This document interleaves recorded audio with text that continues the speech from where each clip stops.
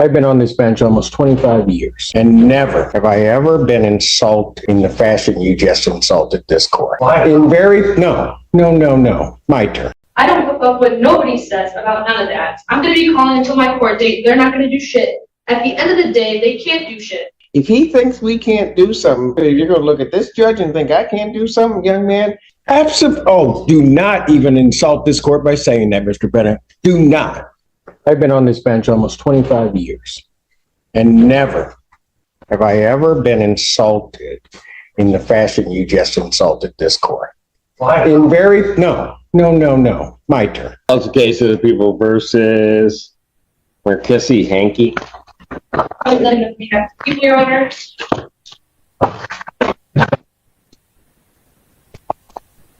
Good afternoon, Your Honor.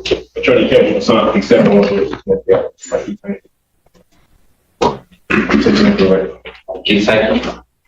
All right, it's your motion. caretaker for. So at the very least, the restriction on his phone privileges to contact me. All right, well, before I hear from the people, counsel, let me just say, you came in here the first time, and well, let me start with this. Where's our tether? From my understanding, Judge, I thought community corrections still had it. I thought they had become. He cut the tether off. We haven't seen it. Okay. And I know you made the representation to the court, but I know you wouldn't have personally known that. I'm sure that came from your client or something along those lines. We don't have the tether back. Okay. Then, and I get you're making the representation saying your client's going to follow what the court says, but I don't know if anything can be as shocking as walking into a court free. Your bond gets revoked. You get put in jail because of something that you've done, and then you still go about violating the court's order. I'll be honest with you, counsel. I mean, I get what you're saying. I don't have a problem giving people chances. I just don't know that this is the one to give a chance to. Because he just hasn't done anything the court's asked him to do. Ms. Senda. Your Honor, I will rely mostly on emotion. However, in listening to his jail calls, he has 45 total calls to one number after his privileges were revoked with different pins he's using. Then to the other number, we have 23 calls that were completed since his privileges were revoked with different pins. And in one of these calls as recently as Monday, there were a few memorable quotes that I heard in the calls, such as, "There's not shit in this world that's going to stop me from talking to you, man. Nothing in this world stopping me from you. I don't hook up what nobody says about none of that. I'm going to be calling until my court date. They're not going to do shit. At the end of the day, they can't do shit. I'm going to talk to you till I can't talk to you no more. I'll be home. I'm not worried, man. I know I told you this is about to be my last call, but I'm not stopping shit. I'm not stopping nothing." And then, why stop now if they already know? So I have extreme concerns that he cannot follow court orders, considering he cut off his tether, continued flagrantly calling the victim on other pins, both numbers, acknowledging in some of the calls that he should not be contacting her, and continue to contact her. He just cannot abide by any of the court orders that are set before him. So I have great concerns, and especially given the violent nature of this case as well. Anything else, counsel? I mean, counsel, does your client want me to just request to the jail that they put him in solitary so that he has no contact with anyone, can't use their PIN number? If he thinks we can't do something, and if particularly you're going to look at this judge and think I can't do something, young man, you're going to learn a big lesson. So I definitely don't want that. My client. Well, he needs to, and I don't mean to interrupt you, counsel, but he needs to understand. You can say all that stuff. You are not that big, not that bad. Now, if you want to play with me, this is the kids say, mess around and find out. I guess that's not the quote, but it's close, but I did pretty good. I said it okay right now. All right. So just, if I may, just briefly, my client would like to. Go ahead. I want to apologize. I don't think I'm being bad at all. It's very about my child. I can't say that I'm not in here for nothing. You obviously think I am. Yeah. I just want to apologize. Like I said, I'm not being bad. I don't want to be here at all. I really don't. Truly. But again, please show mercy. Please. It's all that matters. I have no problem showing mercy to those that deserve it and have earned it. You have not. Motion for bond reduction or any change is denied. His bond will continue as revoked. Thank you, Judge. And for the record, this is also, from my understanding, the PCC. Yes, sir.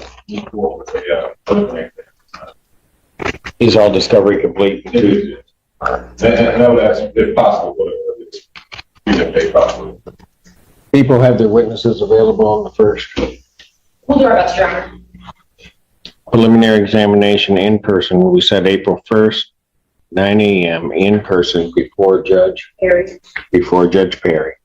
That's right. Court does call the case of the people versus James Whitley.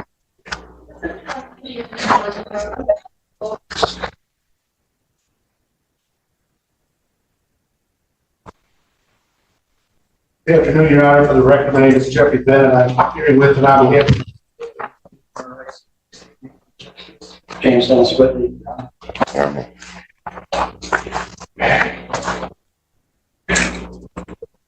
This is people's emergency motion to modify bond in this case.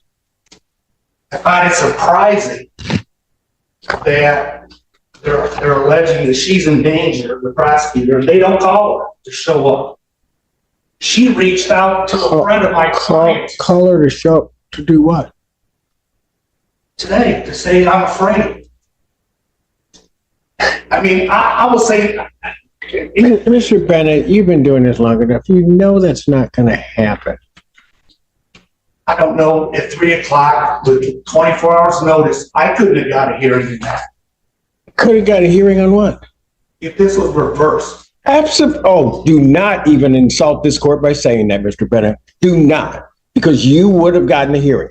Had you filed a motion, had you requested that it is an emergency hearing, the public defender's office does it all the time. The fact you don't know how to do that and think that this court is playing favorites, you're wrong. Court's going to stand in recess. All right.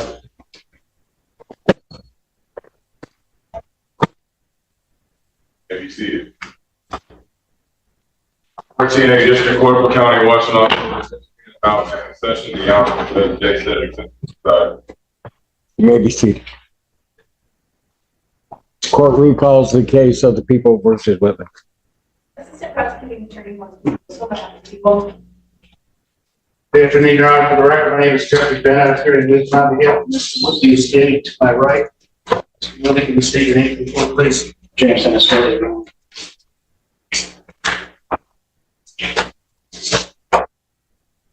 Let me just say this, Mr. Bennett. I've been on this bench almost 25 years, and never have I ever been insulted in the fashion you just insulted this court. Why? No, my turn. Sure.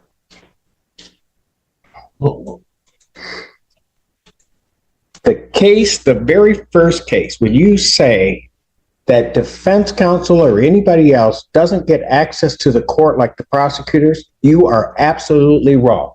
The first case I called today was upon receiving a notification about something that I had considered in a bond, was notified that that had been located. This court, to the defendant's benefit, set that hearing. Without notice to any side, I set the hearing. So to be fair to all of the parties, I receive motions all the time regarding bond. And this court just seeks to be fair, to have a hearing. Mr. Bennett, if I had had in my heart the desire just to lock your client up, quite frankly, because the decision came from a magistrate under the court rule without a hearing, I could have changed that bond. But I wanted to give the parties the opportunity to be heard. Now, having said that, so maybe you can put that in a little perspective. I heard you that you said you just got the discovery, can't go through it. Well, I'm going to give you about another 18 hours to go through it because I'm adjourning this hearing for two reasons. To allow you to go through the discovery, to give me a cogent argument as to why I should not grant what the people want. And secondly, because you have raised the ire of this court. I am not going to punish your client by what was one of the most ignorant statements I have heard about the conduct of this court from any counsel in all of my years. I will not, by any means, punish him for that. I do not make my decisions out of anger. I'm adjourning this to tomorrow, May 10th, noon. All the parties are ordered to be here. That is all. That is all. Noon tomorrow.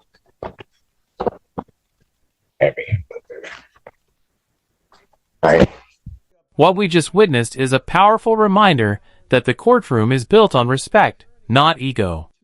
No matter how confident someone feels, challenging the authority of the court in that way almost always backfires.